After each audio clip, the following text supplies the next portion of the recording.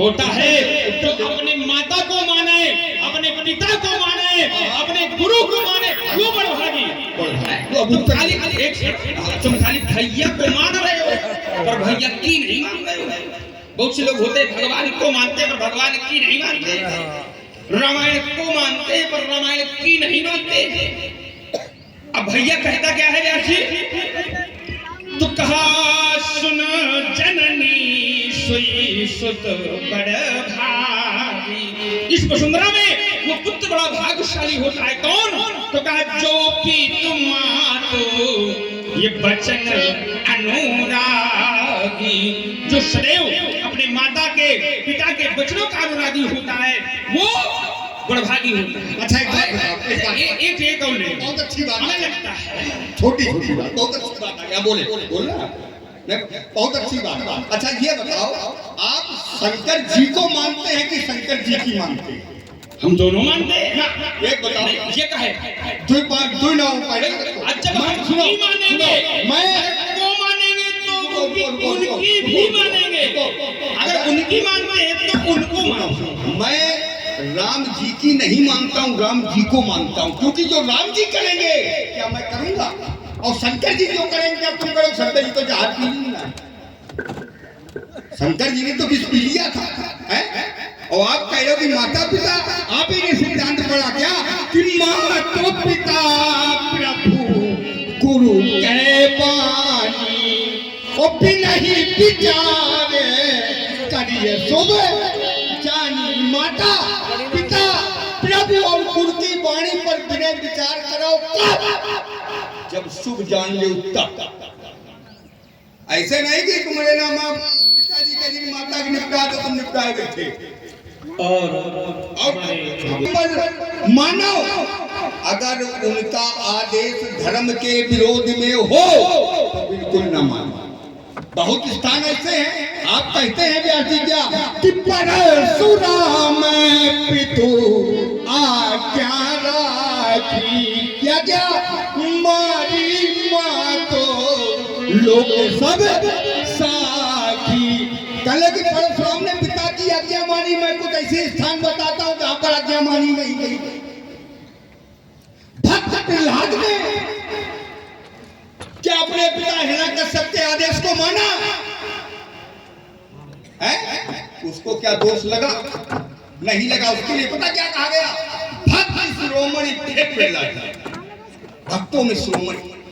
और तुम मानी हो व्यास जी महाराज, इन्होंने मानी, तुम कौन शिरोमणि? और आगे आओ, एक जगह एक व्यक्तित्व ने अपने गुरु की नहीं मानी, राजा बन गए, शुक्राचार्य की नहीं मानी हो तो बताओ, वो भी श्रोमणी। एक जगह एक व्यक्तित्व ने अपनी माता की नहीं मानी, माता चाहती कि खुद राजगद्दी पर बैठे, लेकिन नहीं, वहां पर उसको भी कहा गया। जानते हो क्या कहा गया?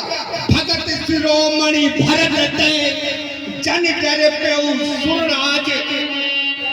ये देवगुरु बृहस्पति कह रहे हैं, वो भी भक्त शिरोमणि। और सुनो, अब पिता की आज्ञा किसने नहीं मानी? तुम्हारे घर में घुसे जा रहे समारोह, जिस समय विनायक जिनको लोग गणेश जी कहते हैं, द्वार पर नक्षक बनकर खड़े थे, स्वयं शंकर जी गए। शंकर जी की नहीं मानी, उसको अपना शीश कटाना पड़ा। मानी हो तो बताओ। और जब शीश कटाना पड़ा, वो देवों में सर्वपूज्य प्रथम पूज्य माने गए गणेश जी। अब बताओ, मानो कुछ स्थान ऐसे होते हैं, भक्ति, भोजन, दान, 3 स्थानों पर अगर आज्ञा नहीं मानते हो तो दोष नहीं लगता। मैंने नहीं मानी, मैंने नहीं मानी, बार बार मुनि आज्ञा दी। मैं अपने गुरु की सेवा कर रहा था और गुरु कहे तो सो जाते, हमने नहीं मानी।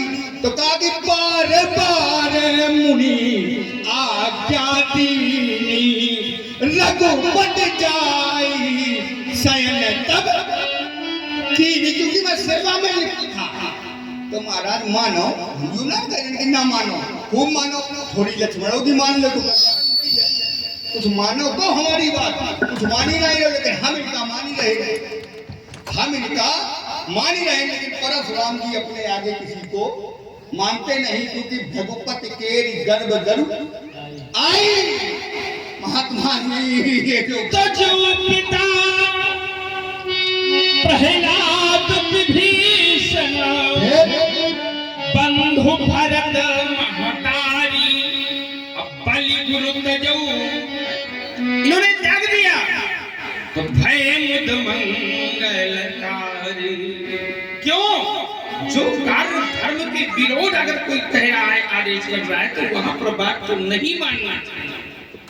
और जो कार्य धर्म के युक्त हो धर्म से जुड़ी हो उस बात को सदैव स्वीकारना चाहिए। और वही हुआ।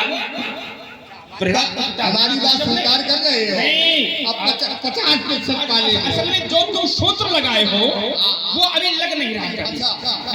हमने ये दर्शन दिया था कि तुम्हारे भैया माँ तो पिता गुरुनाम ही था वो सदैव उठ करके प्रातःकाल उठ गए रघुनाथा अपने माता पिता सबका आदर करते प्रणाम करते अभिनंदन करते। तुम्हें भी वही करना चाहिए। तो तुमने क्या कहा कि माँ गुरु पिता माँ तुम जानता हूँ। सूत्र कहाँ का लगा रहे हो? इन लोगों ने अपने उनका माता का पिता का गुरु का आज्ञा का पालन नहीं किया लेकिन उनको कोई अनुचित नहीं कहा गया। सूत्र लगाए हो अधर्मियों के साथ धर्मी। भैया तो तुम्हारे धर्मवान है, भैया तुम्हारे नैतिक है। अब भैया जो करते हैं तो वो तो करना चाहिए। जो हमारा स्वामी करे और जो हमारे प्रभु मार्गदर्शन करावे तो हमारा दायित्व ये है कि उसी मार्ग के आधार पे हमें चलना चाहिए। स्तोत्र लगा रहे हो तुम किसका? प्रहलाद का, हिरण्यकश्यप का।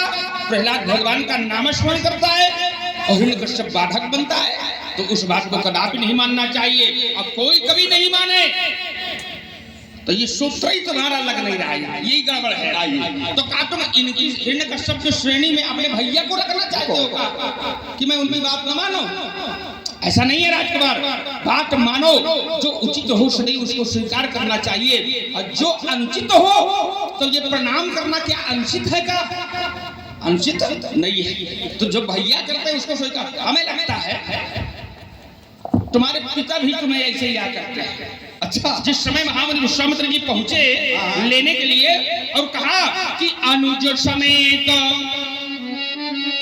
देहु रघुनाथा निश्चर बधमय होव सनाथा।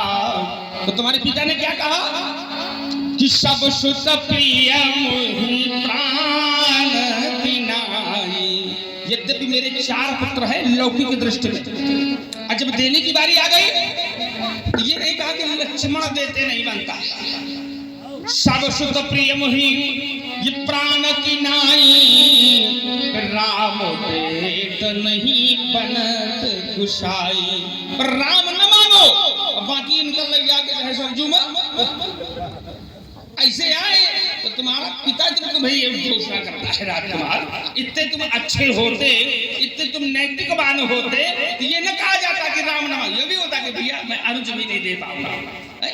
फिर कहे राम न ले जाओ, इनका ले जाके जाए बहा दो। तो तुम ऐसे वाले आओ तो कम से कम उसे स्वीकार करना चाहिए। चलो बहुत अच्छी बात आपकी आ गई व्यास जी। बस इस प्रस्तुति के बाद मैं इनका फरसा देखती हूँ। आगू लोग कह रहे हैं कि इनके फरसा छीन खा लो पट्टी इनकी उजा छुट्टी कुछ ना कुछ मिल ही जाइए। व्यास जी चिंता न करो, रास्ता में तुम कभी भी पट्टी जितनी मिली है। बड़ी अच्छी बात आपने कही। मैंने देखो बात कही थी, आपने हमारी बात को ध्यान से सुना नहीं। मैंने कहा मैं राम को मानता हूँ, राम की नहीं मानता। राम जो करते हैं वो मैं नहीं करता हूँ। प्रातः काल उठ के रघुनाथा और माता पिता गुरु नाभई क्यों नहीं मानता हूँ राम। और भाई लोग बहुत आनंद आ रहा। लोगों ने जो टिप्पणी की थी कहीं ऊपर है, चाहे जहाज देख ले, लेकिन लक्ष्मण से गिरा बहुत रहे हैं। आइए अपनी बात में तो मेरा व्यंग है। आइए अपनी बात तो मैंने कहा था कि मैं राम को मानता हूँ, राम की नहीं। जो राम करेंगे वो लक्ष्मण कभी नहीं करेगा। क्यों? क्योंकि 12 ही दिन की हिकमत जानी और लक्ष्मण राम चरण रत मैंने तो राम को ही सर्वस्व माना। मैं राम के लिए मर सकता हूँ और राम के लिए मार भी सकता हूँ, चाहे परशुराम का है। तो मरी जाओ, मरी का जाओ, मार के मरेगा। और सुनो, और इस समय तो चारों तरफ राम ही राज्य है। राम राम का डंका बज रहा है, जहाँ देखो राम राम राम राम। तुम एक बार कहो राम राम, अंतिम समय में कहियो ठीक करा दे, आखिरी में कहिए वह कहीं। तो इसलिए क्यों कि मोरे सबई एक तुम स्वामी, दीन बंधु अंतर्यामी। मैंने तो सब कुछ उनको माना। गुरुपित मात न जानू काहू, मैं किसी को नहीं जानता हूँ, केवल उनको ही जानता। इसलिए महात्मा जी ये 16 दूनी 8 और राजनीति का बात, जब वही लड़का मिले उनको सिखाना, और जब ई लड़का मिले तो शुद्ध बुद्ध प्रबुद्ध वो आगे न कहीं दे। इसलिए नहीं तो उठाया धनुष तो दिखाई न पड़ा। अच्छा, हाँ, उठाया धनुष दिखाई नहीं पड़ोगे, सभा से सीधे भाग जाओगे। क्या करें, व्यवस्था कमजोर, अब तक तुम्हें छाती चढ़ गई, सभा से सीधे भाग जाओगे। धनुष पड़ोगे प्यार चक्कर में, धनुष सरकार उठा लूंगा। मुनि रघुवर आप है नहीं, वो नेक दफ्तर से जगत की चंद चंद लज्जा विषम विस्काल खा लेंगे। क्या हो गया, क्या हो गया, क्या हो गया मुनिवर? ऐठते ही जो जाते हो जगत के भीड़ में हम तो ये लोहा लंगर दिखाते हो।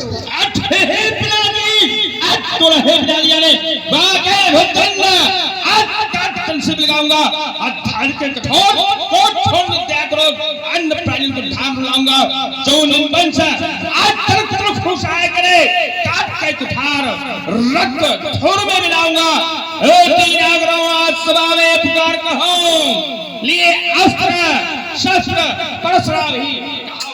एक बात आपका बता दें, और ये वीर रस की प्रस्तुति प्रारंभ हो। सब कुछ करे हो, हमारी तरफ देखो ना देखो, दस्ताना ढूंढो बंदी करना पहियो, सब कुछ करे हो, लेकिन दौड़े हो ना। बताओ तो तुम्हारे पाँव छू ले, अगर एमे देखो टूटेगा, जैसे तुम धनुष तोड़ने वाले पीछे पड़ो, जेकर यो टूटेगा वो तुम्हारे पीछे पड़ गई। तो रास्ता ढूंढने ना मिली, इसलिए मैं फिर समझा रहा हूँ। ये चमकते घरों में जाओ तो बड़े बड़े पीरों का कलेजा फट जाता है। प्यासा शहर से फुला हुआ बाण संग्रांगण में शत्रुओं के सीने टहलाता है। सुनकर भाग जाते मेरी ललकार दिशाओं में अंधकार छा जाता है। और अपनी पीड़िता का कहाँ तक परिचय दूं बाबा जी? क्रोध जब उपजता है तो लाशों पे लाशों पे लाशों पे लाशों पे देखता नहीं कि तेरा बाल है। आज क्षण भर में